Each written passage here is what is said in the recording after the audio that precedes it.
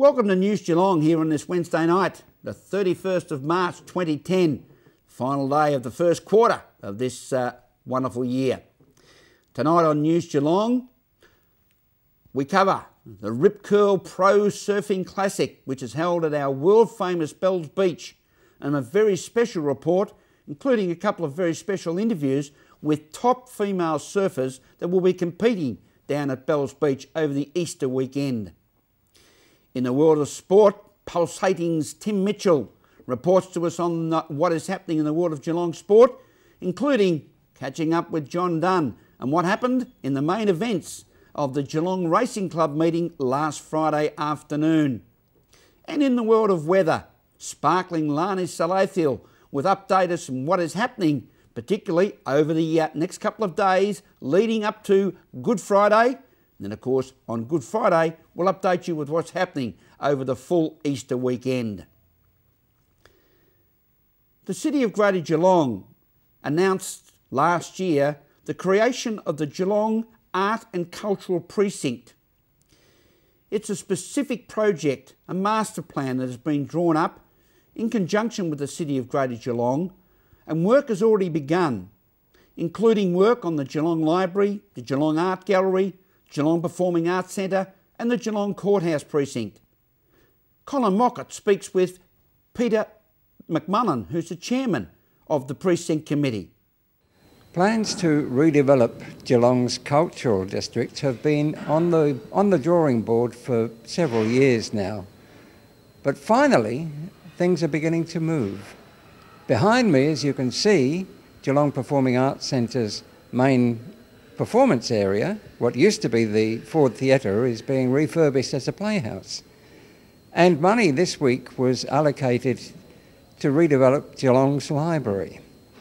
Now, the man who's driving all of the refurbishment of the cultural district is Peter McMullen, former mayor of Geelong. Now, Peter, how much is funded? Well, at this stage, we're working together with the council and the state government to try and maximise the resources that are allocated to this project. It's a big project and it will be staged over a number of years, but we're at a point where the council has committed $20 million to the refurbishment of the Library and Heritage Centre, and there is a significant bid in from the GPAC as part of the Cultural Precinct redevelopment, which will be considered by government in the budget or in future budgets. So have you got a start date for the refurbishment of the library? Well, it's as we say, it's a ready-to-go project. I mean, the business case, which I've been working on, the steering committee that I chair, has been developing that business case for the library and GPAC. All that work has been done. This has been happening for about 3 years, and we are now at the point where these projects are ready to go. So around the central icons, we're going to be having a cafe precinct and an arts precinct of pedestrians.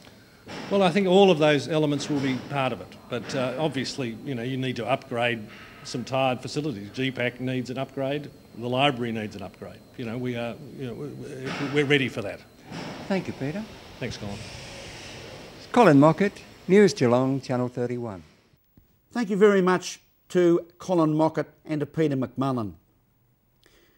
Last weekend on Saturday, another festival in our great city of Geelong, this time out at the Lara Food and Wine Festival. We had very special guests in Katrina Roundtree, and also Gabriel Gattay was out there entertaining the people as thousands thronged out there on the Saturday. And of course, Luke Wierzbowski, who was the king of News Geelong festivals, was out there reporting for us. On the lawns of the historic Pure Homestead, thousands have come for the second annual Lara Food and Wine Festival held here on Sunday. Featuring abundance of the best gourmet food and wine the region has to offer, patrons indulged on the countless stalls and entertainment. Look, it's just been absolutely fabulous so far. We are just so thrilled with the turnout, the support that the community is given by showing up in the numbers they have. We think there's probably 7,000 or 8,000 people here today, so it's just been a fabulous turnout. Look, it's just got that same beautiful community country feel. We've been able to maintain that. We've got more exhibitors. I think we had 54 last year, about nearly 70 exhibitors this year, and I think we've got many, many more people through the gate. Celebrity hostess Katrina Roundtree was thrilled with the festivities. It's just been wonderful. So I'm surprised that people have taken it to their hearts even more so this year. I was running 5 minutes late on my way here because there was a traffic jam out the front. In the history of this town, there's never been a traffic jam. It's divine that we still have an area that's so close to Melbourne that still is country, is rural, and we can have a wonderful time making fun with people who have entered the Crazy Critter competition, that have put their jams and preserves forward. It's beautiful, and I just think that the locals have so much to be proud of. Also featured was celebrity chef Gabriel Gattei, who is showing people how to recreate his masterpieces at home. While the crowds leave, many are sure to return next year as this flourishing festival continues to grow. Wierzbowski, News Geelong.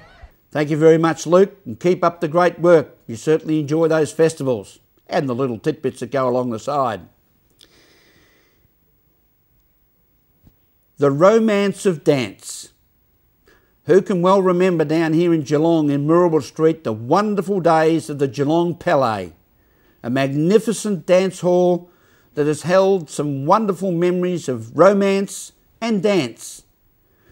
And of course, some very wonderful characters that took their place at the doors and around the security areas, including Sergeant Basil Coughlin down at the Geelong Pt1.